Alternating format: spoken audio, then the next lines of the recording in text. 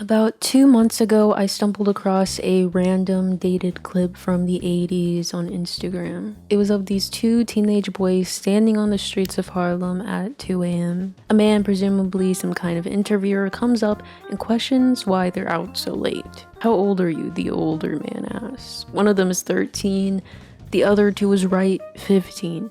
The 15-year-old hooks his hand on his friend's shoulder and smirks as he tells the interviewer his age. "And why you down here? Where's your mother?" Hanging out. I don't have a mother. Everybody has a mother or we wouldn't be here. Where's your mother? She's gone. Where's your father? He's gone too. So who you live with? With a friend. And you too? I live with my mother in the Bronx. Even after questioning, the two kids joke around, smiling and laughing. And something was so captivating about that dichotomy. Two young kids having to deal with such profound loss still had such wide smiles plastered on their faces, most certainly as a coping mechanism and as a way to numb the pain. But there's a story of hurt and pain behind those smiles. There's something deeper here. And so I dig. I don't have to go far. It's 2025, so the comment section will suffice. The name Paris is Burning keeps popping up, so I Google it and find out it's a 1990 documentary by photographer Jenny Livingston. She documented a predominantly black and queer subculture called ballroom, a concept I was already familiar with through shows like Pose and Legendary. In the late 80s, early 90s, it was an underground scene used by queer people of color for self-expression and safety that was slowly being unearthed from the depths of New York City. When this scene was first emerging in the 1970s, New York was experiencing a significant economic downturn. A quote from PBS reveals, faced with economic stagnation, industrial decline, and looming threat of bankruptcy, the city of New York responded by laying off city workers and cutting municipal services such as sanitation after-school programs. In 1975, 10,000 sanitation workers went on strike in protest of these mass layoffs. The city's unemployment rate was sitting high at 12%, far above the national average of 8.5%, which is also extremely high. New York was also experiencing a phenomenon called white flight, where white people from the city fled to the suburbs. PBS states one of the main motives was for employment, but it was obviously also racism. The phenomenon most often occurs when white people feel threatened by growing diversity. It's not exclusive to New York, but a pattern that has happened all across the country. Crime increased due to government neglect and hopelessness, which was only compounded by the 1977 blackout. During this major blackout, stores were looted in the pitch black, and 1,000 fires were responded to that night alone, leading to the largest mass arrests in the city's history of 3,700 people. However, even in the midst of growing economic unrest, innovation could be found underground in recreational spaces and in the projects where black folk formed hip-hop.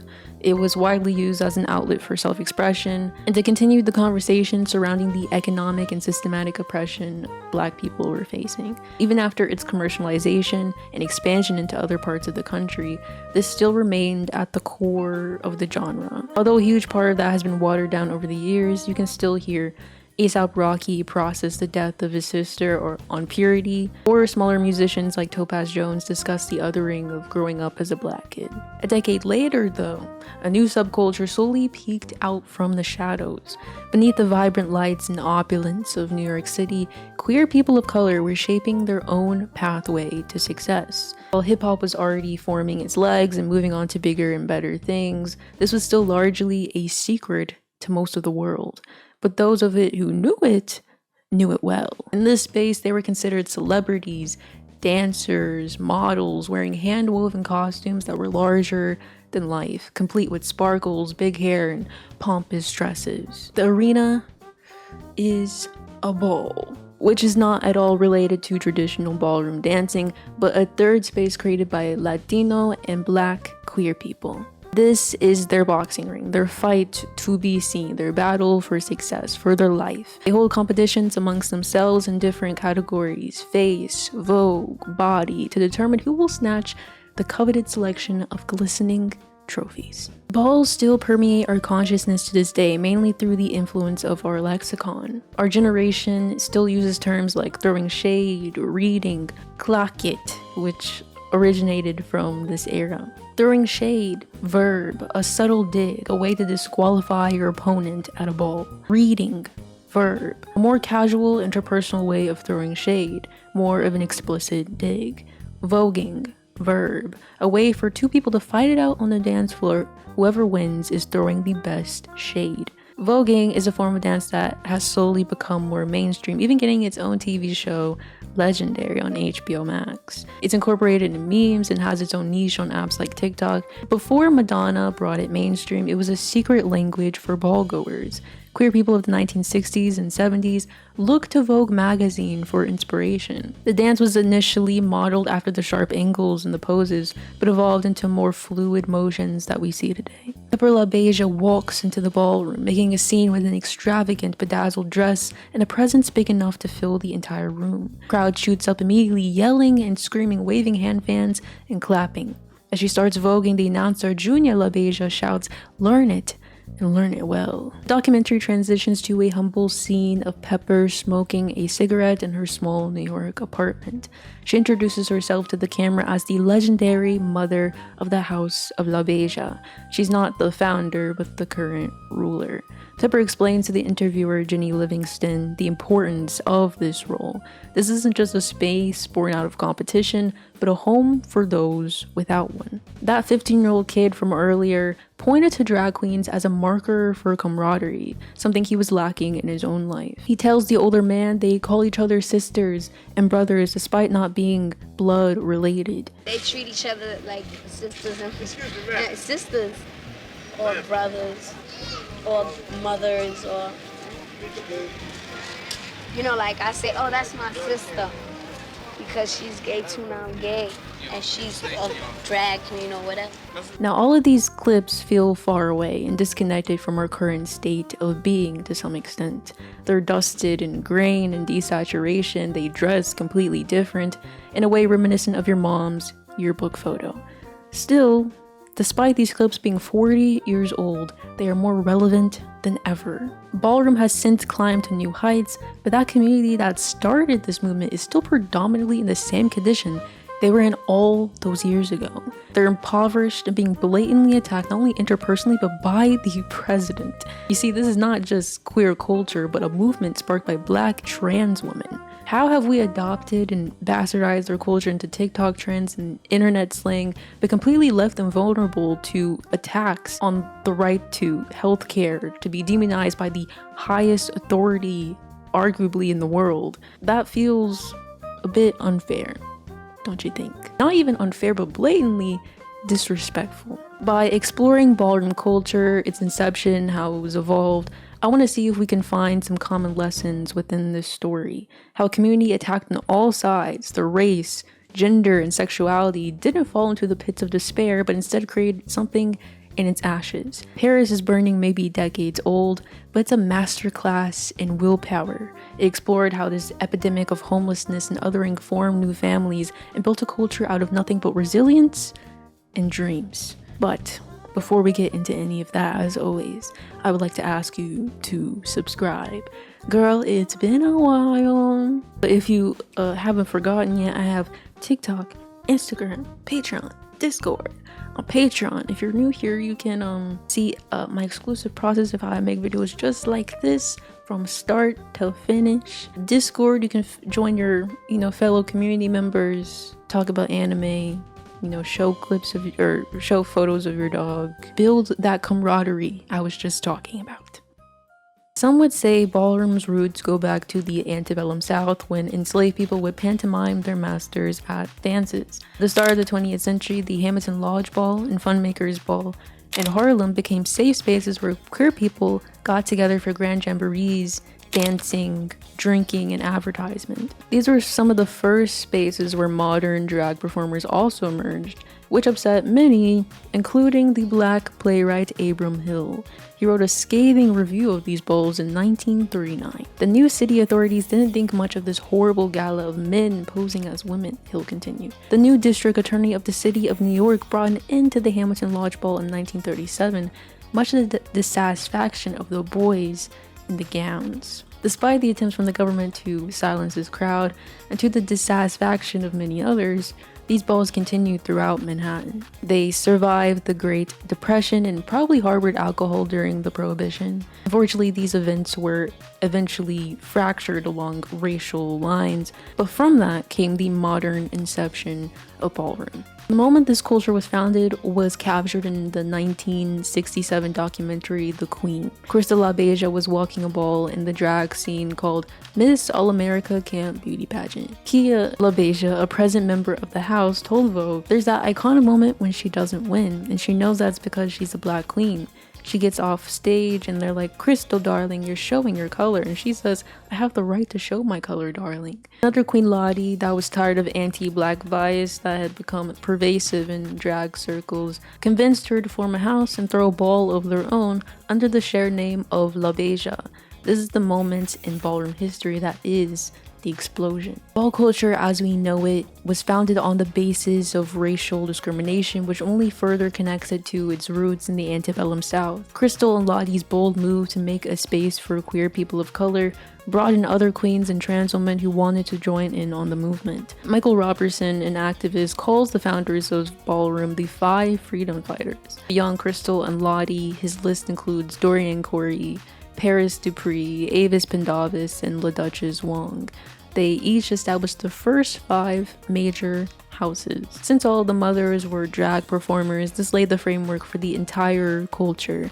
The balls evolved from drag and impersonating Las Vegas showgirls to a desire to mimic movie stars like Marilyn Monroe in the 70s and imitate models in the 80s. There was originally a concentration on what we call femme queens or feminine queens. One of the mothers, though, Paris Dupree, was a butch queen or a more masculine presenting woman. This expansion of how drag could be presented pioneered others to have a place in ballroom. If you're familiar with ballroom, you've probably heard of the House of Extravaganza. They came a little later in the game, being founded in 1982 as the first Latino house.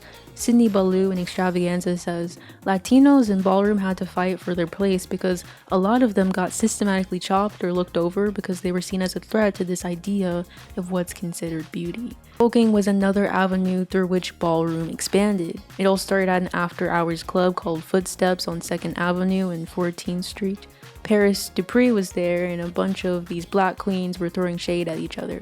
Paris had a Vogue magazine in her bag, and while she was dancing, she took it out, opened it up to a page where a model was posing, and then stopped in that pose on the beat. Then she turned to the next page and stopped in the new pose again on the beat. Another queen came up and did another pose in front of Paris, and then Paris went in front of her and did another pose. This was all shade.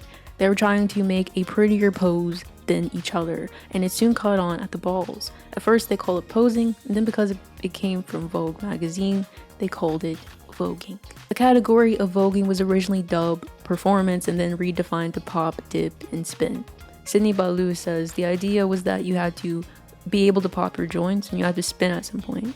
That's the original style of voguing that was also seen in Paris is Burning. Due to the intersectionality of black and queer people, voguing became a mix of breakdancing. Then the new way came about, more fluid, more expressive. But I wanted to make it fluid, and some of us were able to get into these intricate double-jointed poses that many couldn't do. We added that element to it, and the new way was born as a way to categorize it. In the 90s, young gay men on the pier would emulate trans women voguing, sparking the new category of, okay, this is a lot. Butch queen voguing like a femme queen. New wave voguing evolved into Vogue Femme, which is more about trans women than butch queens. Dramatics, which came about simultaneously, was more high energy and high speed. A guy named Mr. Dior, known as the father of dramatics, who would wear a mask over his head, was very dramatic, and they would constantly chop him because it wasn't soft. But they caught on and the category changed to Butch Queen, Vogue Femme, Soft, and Cunt versus dramatics. The morphing of all of those things without them sitting around and aiming to have an intense dialogue around gender policies, and gender performity began to create different ethics around what it means to be gendered, marginalized, racialized person in society. As voguing grew in popularity, there was a symbiotic relationship between voguers and models. Jose in Extravaganza said, "I would mimic Naomi Campbell's walk," but she also learned a lot of stuff, not only from me in the House of Extravaganza, but from Willie Ninja. I remember we would leave the club with Naomi, Iman, Linda Evangelista and go down to the pier, just giving runway. It was surreal. The writer, Michael Boardman, describes the benefits of this new dance style, stating it made Vogue a verb. It's amazing to see fashion from the eyes of people who are removed from it, who are not at the front row at a fashion show, but are people who just see it as individuals who love beauty and glamour. That's what ballroom was. In a similar way that Abram Hill disparaged the early balls in the 20th century, voguing was originally looked down by other black people not a part of ballroom. Jack Mizrahi said, "We were not the popular kids. Black people, black gays, our own kind would look down on ballroom and thought we were just fighters and in gangs. They didn't realize that what we've created was what propelled them up. The Monster, a gay bar in the West Village, used to have a big sign right there that said no voguing in there." Voguing was the avenue through which Jenny Livingston, the director of Paris is Burning, found the ballroom scene. She saw voguers in Washington Park as a young photography student and approached them for a picture. I was a young photographer, just graduated from Yale, taking a summer filmmaking class at NYU, and I met some voguers in Washington Square Park. Some guys were posing around a tree, calling out category names like Saks Fifth Avenue mannequins and Butch Queen and drags. I asked to take their picture, they said yes, and they let me know what they were doing was called voguing, and if I wanted to see more of it, I should meet Willie Ninja, and I should go to a ball. From there, she went to a smaller ball, or a kiki ball, at a community center on 13th Street. I was very excited by the dancing, by the gender play. It appealed to me on so many levels, some of which were about being a visual person, some of which were about all the ideas that spring up when you see people reinventing themselves in the world, and some of it was definitely about being a young, queer, and gender non-conforming from a very young age myself. Other categories expanded alongside voguing. In 1973, a gay man called Erskine Christian walked in the category Models Magazine Face. Then you begin to see men not only participating but creating houses, and the notion of the house begins to shift. The OG houses were originally founded by and for trans women and drag queens. Introduction of men into the culture completely shifted the entire structure of what ballroom could be. As the decades passed, there was this understanding that not everyone was capable of imitating movie stars, so the categories expanded to be more accommodating. Now you could show off your body, your beauty, your realness. Everyone had a place. The category is executive realness, luscious body, schoolboy.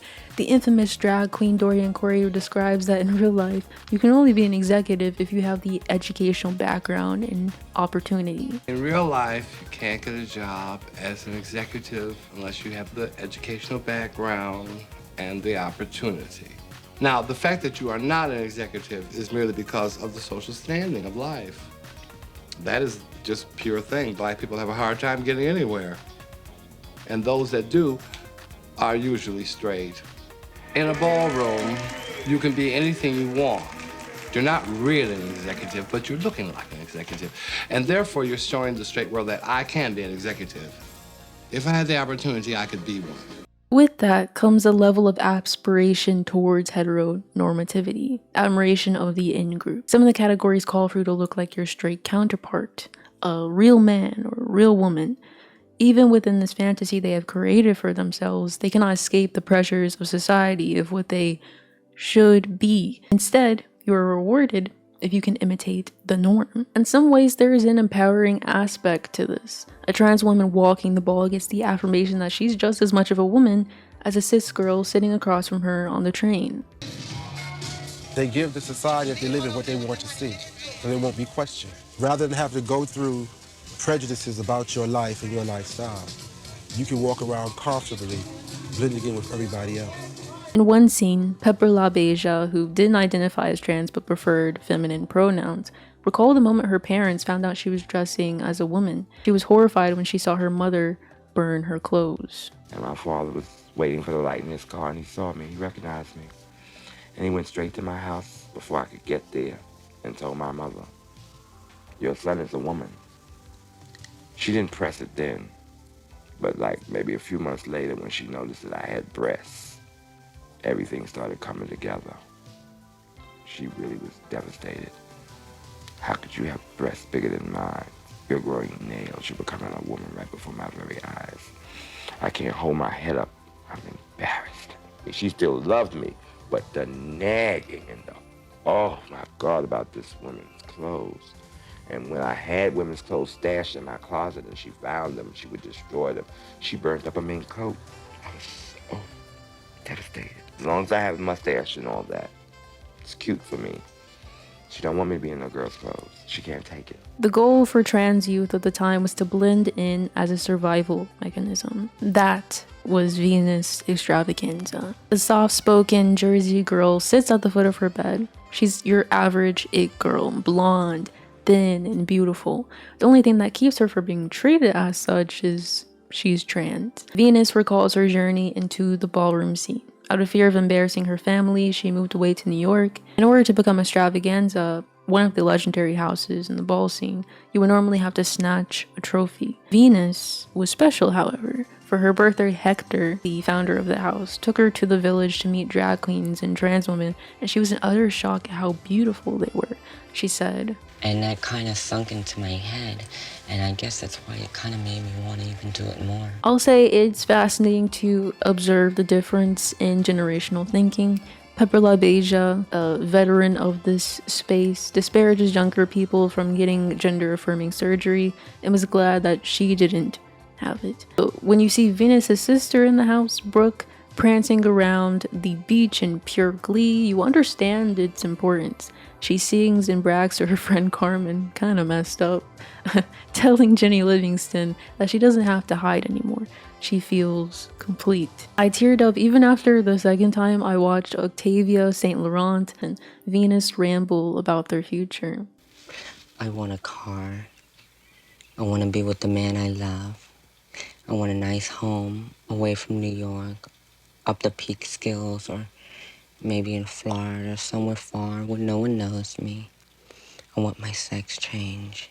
I want to live a normal, happy life, whether it's being married and adopting children, whether it's being famous and rich. I want to get married in church in white. I want my name to be a household product. I want everybody to look at me and say, there goes Octavia. I want this. This is what I want. And I'm gonna go for it.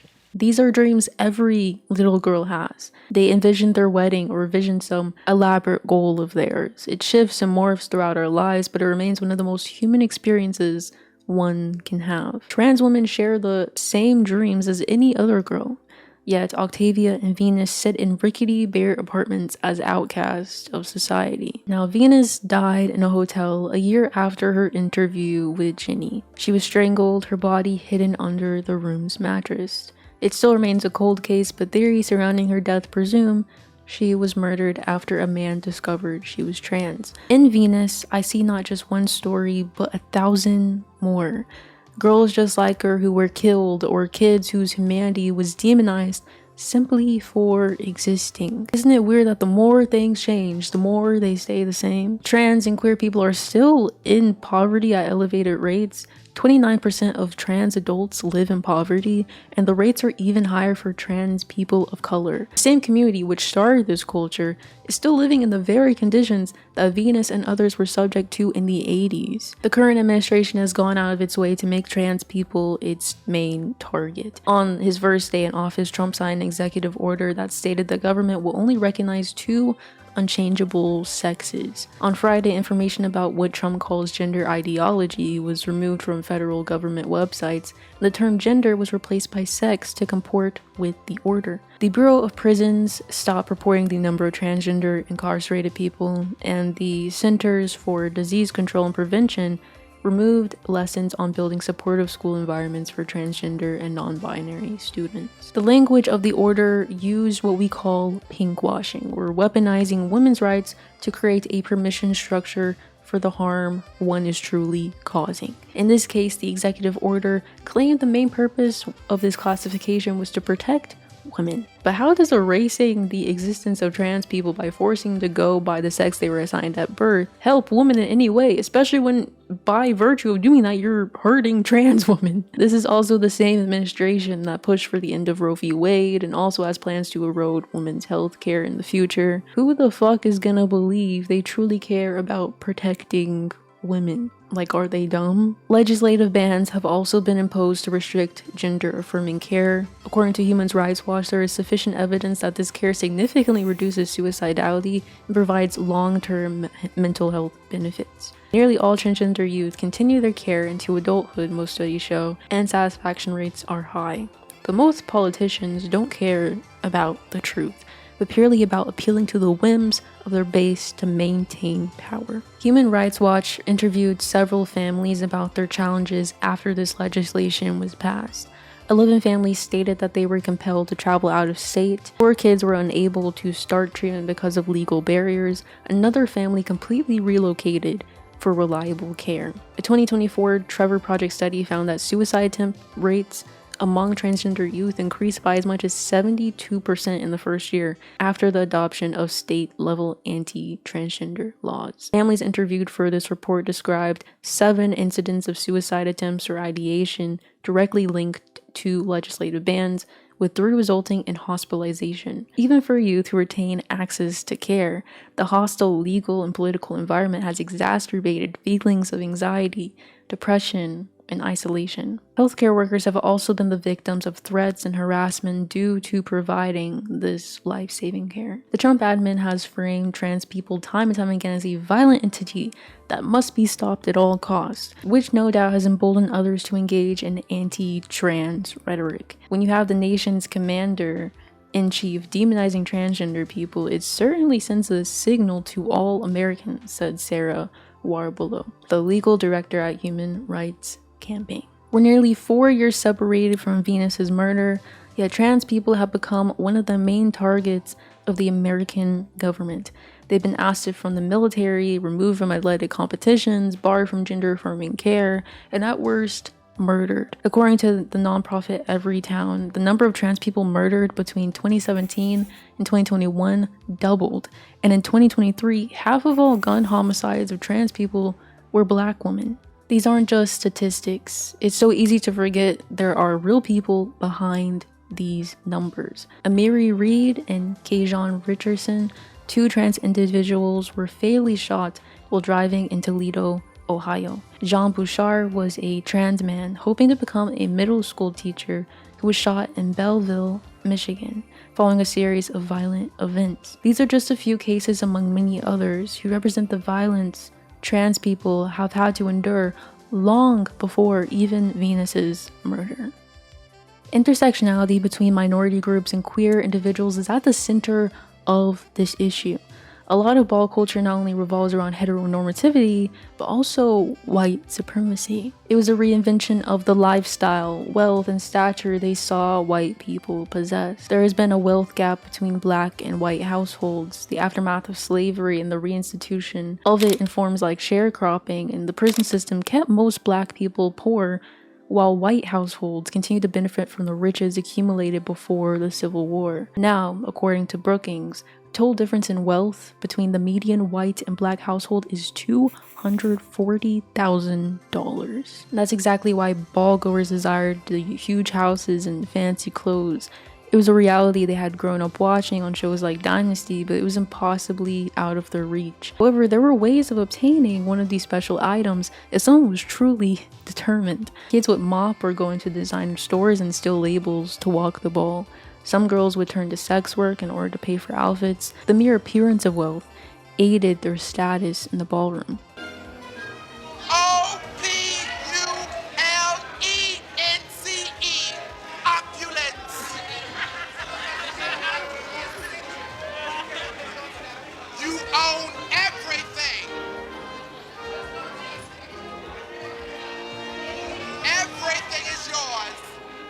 Men prance around in outfits best suited to go horseback riding or for an outing at the country club. Blazers, riding boots, and lapels, they make believe like children playing with toys even for just one night. One of the most popular Voguers, Willie Ninja, tells Jenny he wants to be a star and bring Vogue to Paris. Octavia St. Laurent talks about wanting to be on TV. She has posters of models plastered on her walls. She runs her hands around their pictures while she sits in her pajamas looking up at them with admiration. People who sit home all day, they have potential, okay? I mean, they go to the balls and they prove that they have potentials on actually selling a garment. Okay, but they like, being that I have this potential, the ballroom tells me, okay, the ballroom tells me that I'm somebody. But when the ballroom is over, when you come home, you have to convince yourself that you are somebody. And that's where they get lost. A lot of older queens' dreams have soured over the years. While she sits pampering herself at the vanity, Dorian Corey says, I always had hopes of being a big star. Then I look, as you get older, you aim a little lower. And I just say, well, yeah, you still might make an impression. Everybody wants to leave something behind them, some impression, some mark upon the world. And then you think, you left a mark on the world. If you just get through it, you don't have to bend the whole world. I think it's better to just enjoy it. If you shoot an arrow and it goes real high, hooray for you. This is white America. Any other nationality that is not of the white set knows this and accept this to the day they die. Because that is everybody's dream and ambition as a minority, to live and look as well as a white person. The little kids for Fisher-Price toys, they're not in no concrete playground. They're riding around the lawn. The pool is in the back. We as a people for the past 400 years is the greatest example of behavior modification in the history of civilization. We have had everything taken away from us, and yet we have all learned how to survive. That is why in the ballroom circuit, it is so obvious that if you have captured the great white way of living or looking or dressing or speaking, you is a marvel. Paris is Burning was one of the last underground balls. After that, the world of ballroom expanded and they started moving them from Harlem to downtown, Midtown, and even New Jersey and Brooklyn. This is where newer houses like Omni, Saint Laurent, and Chanel were formed, spaces beyond the reach of Uptown. Although Extravaganza was formed before the shift, they were a big part of downtown life, something they were criticized for. Kids like David DePino were heavily involved in DJing and parties, and through this avenue he formed useful connections outside of the ballroom. DJ Larry Levant was one of these contacts who would later perform upon the Extravaganza's request at balls. This networking allowed them to partake in insane opportunities like being featured in Vogue. This had to be one of the first times Vogue featured this many men, but also a trans woman. My Angie is in it, doing modeling alongside these supermodels. Holly Mellon was the sitting editor, and Andre Leon Talley was her assistant. It was amazing to have been inspired by this magazine and to be on its pages. We shot in Battery Park City on the street. I'm pretty sure Andre had reached out through David DePino, who was a DJ at the time and was a part of the House of Extravaganza. They had seen us with Naomi at the club, so they invited us. At the time of Jenny Livingston's filming, ballroom was already making this unprecedented shift from underground spots to being widely perceived by the masses. It was a decade behind hip-hop, which is already seeing the rise of Biggie and Tupac. The ballroom was arguably moving into a broader space of both music and modeling. Willie Ninja was traveling around the world and appearing in music videos. He also got the chance to appear alongside top model Iman at Paris Fashion Week. Madonna's song Vogue obviously had a huge impact on ballroom going nuclear, but before then, several artists had already collaborated with ballgoers. Malcolm McLaren did a video with Willie Ninja for Deep in Vogue, and David Ian Extravaganza had a song Elements of Vogue, which did well in Europe and Japan. McLaren found out about voguing when Johnny Donnell, a tunnel DJ, a member of the House of Extravaganza, and husband of Chi Chi Valentini, sent him a tape of an unfinished movie by Jenny Livingston, the hope that it would help the director raise money to wrap her project. I told Malcolm about the ball house scene because I thought it was perfect for him, recalls Danelle. Of course, he mainly put sound bites from the movie on his record. What the hell was I thinking? If we're speaking clearly on Madonna's impact and how it was perceived by the community, well, it was a mixed bag. This is a very jaded community. It's very territorial. The song was #1 and it was on rotation on MTV. It was all you heard. It had hit the mainstream, you know, the straights. She had basically taken it from underground gay ballroom culture and brought it mainstream. The community, as much as they loved that, they also started to say that she stole it or that she was trying to take credit for it. I always say that if she had not given it that platform, it would not be where it is today. You have to think that at the time, no one was touching the gay community. It was the early 90s and AIDS had hit hard. The woman was in her own way being an advocate and an activist. It was her homage to the community. She didn't steal it, she did it with us. Me, Louis, we are from Ballroom. Madonna is going back on tour, and she'll surely do Vogue. She still has never credited that the cultural production of Vogue came from Ballroom. She's made millions of dollars. There are 2 black women, Jodie Watley and Queen Latifah, who had Vogue in their videos before Madonna, and they don't get the credit. Derek Extravaganza, who is no longer here, and Muhammad Ali are in both of those videos. Lots of people were territorial over how Ballroom was perceived, which makes sense. This is a culture that started out of necessity, out of systematic racial bias and queerphobia. There was bound to be resentment over a white woman so easily mobilizing the public to be enticed by this scene. Even though you could argue she did all the right things. She hired real voguers like Jose Extravaganza to choreograph and feature them in the video, but there's still a conversation there, especially when so many other black folk did that very thing before her. It can only be accepted by the public if a rich white woman gave it the seal of approval. There's a natural envy there, a warranted frustration. Nevertheless, the ball kept rolling from there. And the modern day ball culture is mass marketed to the public. There's TV shows like My House, Pose, and Legendary that reference this culture and its history. It's on TikTok and at the center of Beyonce's renaissance as she samples prominent voices in the space. Within all of this fame, many of the stars of this documentary got the recognition and fame they desired. But with anything that goes mainstream comes whitewashing. Many consume this culture without understanding the significance of its roots, that is a product of racial and systematic discrimination in the aftermath of slavery. Society adopts the slang, takes in the dramatics and extravagance, but shows little regard for the community this culture came from. I mean, we're arguably at the height of anti-trans hate. It's not just interpersonal now it's federal. Little by little, it becomes less about family and more about consumption and commercialization. And Ain't I a Woman, I explored this idea with broader black culture. How white kids adopt black slang, they love hip-hop, they like the flair of black aesthetics, and because capitalism and white supremacy work in tandem, they can consume the parts that they want without acknowledgement or care for the people who created it. This isn't to say that anytime someone says clock it or tries to do a death drop that they have to precede that with a land acknowledgement. That's not what I'm saying.